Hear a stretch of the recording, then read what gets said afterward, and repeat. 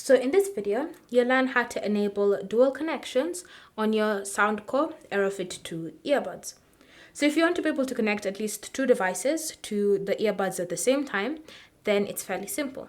You need to start by ensuring that your Aerofit 2 are connected to your phone with the Soundcore app. So if they're not already connected, then I'll leave a video linked in the description down below so that you can learn how to do so. And once you've connected, just tap on the Aerofit 2 device in the list there. And then from here, you want to go to dual connections and select it. The next step is to tap on the toggle like that to enable it. And once it's been enabled, you can see the first item will be your current connection, which is my iPhone. Again, if it's an Android phone, it will say your Android phone name listed right there. Then when you're ready, you can tap on connect new device and go through the whole process of adding a secondary device to your Soundcore Aerofit 2 earbuds. Thank you for watching.